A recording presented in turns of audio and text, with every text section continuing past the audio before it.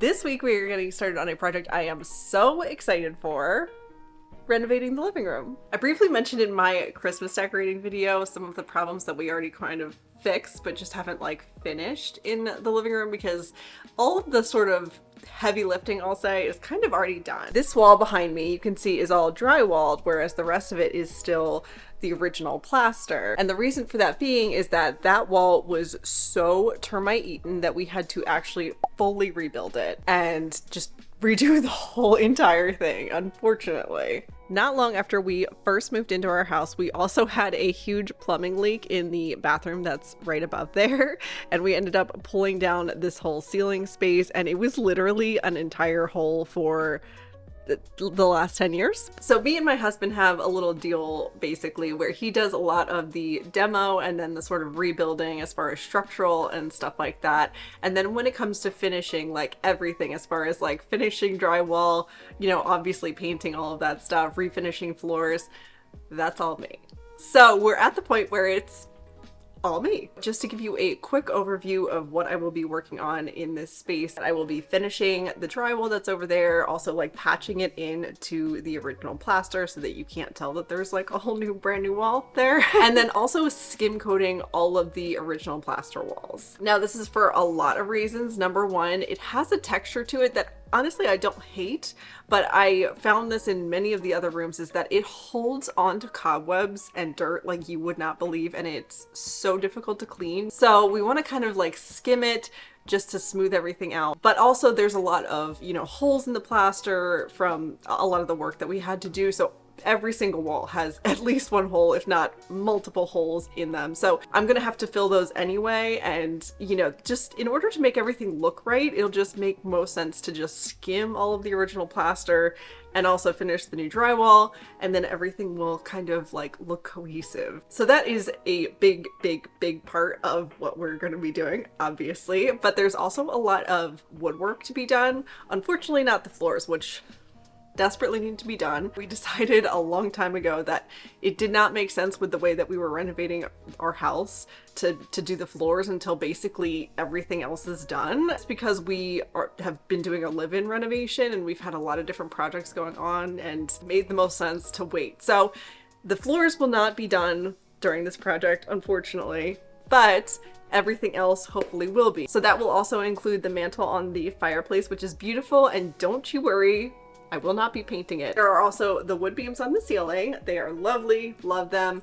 They need to be sort of cleaned up just a little bit. I don't think that they need to be redone or anything, which is nice, but they definitely could use a good cleanup for sure. Also, while we're talking about the ceiling, I'm gonna have to be skim spackling and fixing the ceiling as well, which I have done in many rooms in our house, but it is never fun to work on ceilings. If you've ever done it, you probably know my pain already, but working on ceilings, you'll have a crick in your neck for the next year. And of course, once we finally finish all of that, we paint it, finally decorate in here, which I am very excited to do. We have literally had this couch that's behind me since we got married. It was actually a wedding present, and so that means it is almost 13 years old. And while it has lasted beautifully, and I thank this couch for its many years of service, it really has never been the right fit for this living room. It's a little too small for this space, and we've talked about wanting a new couch for so many years. So we will be saying goodbye to this couch. Honestly, a lot of the furniture that's in here, some of it will be staying, but a lot of it will be leaving. So I am desperately looking forward to actually like decorating this space and giving it like its own identity. So that is the plan for the moment. Of course, it may change. We may figure out that we need to do some other things. You never know until you start working. I feel like half the time I'm halfway through a project and I'm like, oh, okay, I also have to do that. And I did not plan to. So you never know.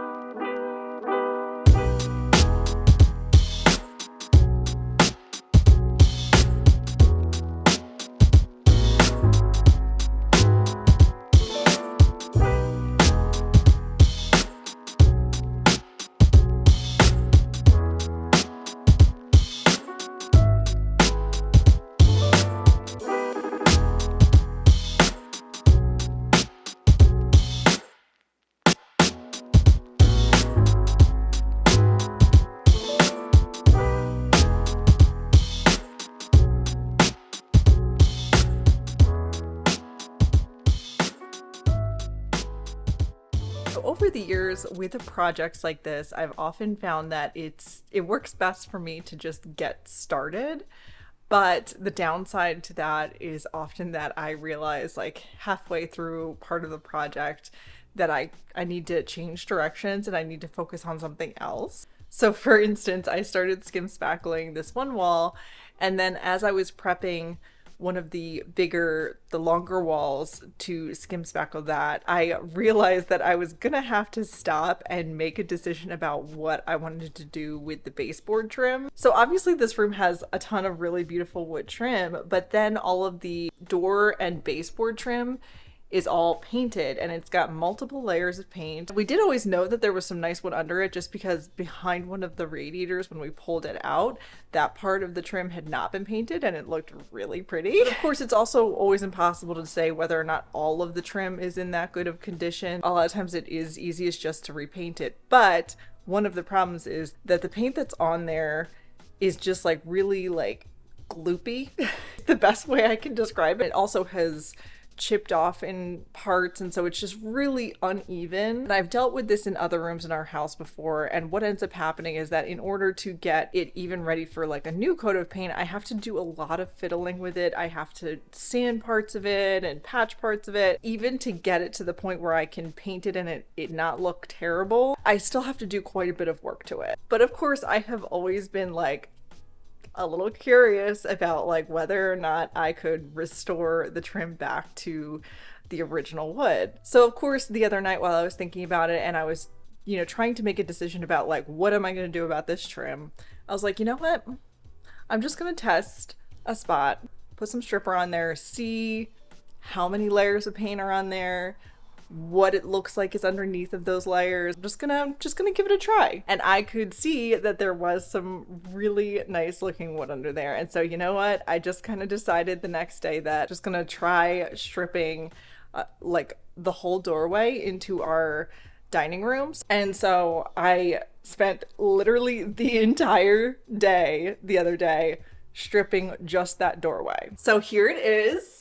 You can see this nice, beautiful wood. It is obviously still needs a ton of work, but you can see the beautiful wood grain, and it's crazy to me that somebody would paint it. It honestly looks like it's in pretty decent condition. We are super excited about that, but that has really changed the direction of where we're going next with this project, because I am putting the skim spackling on hold for the moment to strip the rest of the trim.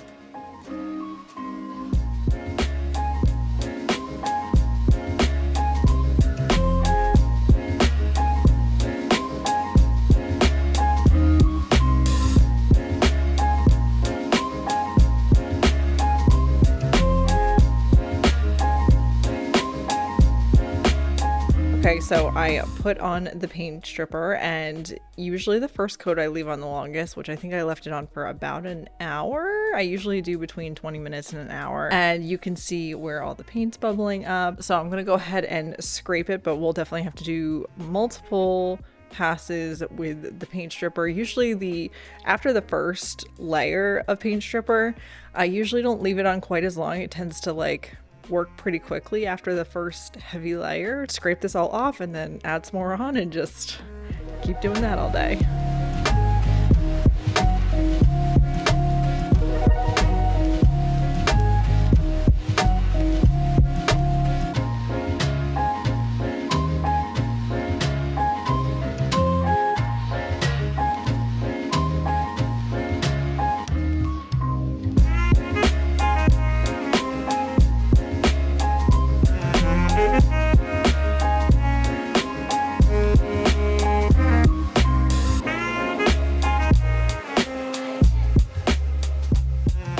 Okay, so I think we are finally on our last round of scraping and, stripping and all of that. Thank goodness. While I sort of scrape and, do the last round of scraping, I am gonna go behind that with a scrub brush and vinegar, and that just essentially like neutralizes the stripper. That way, like any little bit of stripper that would be left after scraping like doesn't like soak into the wood. I just like to use plain old vinegar and a scrub brush. Now I will also be at some point I'm not sure when. Sanding down the trim as well, just to sort of smooth it out and make sure it looks beautiful before we actually like finish it. So that will also take off any leftover stripper, but the vinegar is definitely like a really helpful step. So in case anyone out there is planning on doing a similar project, that's what I'll be using.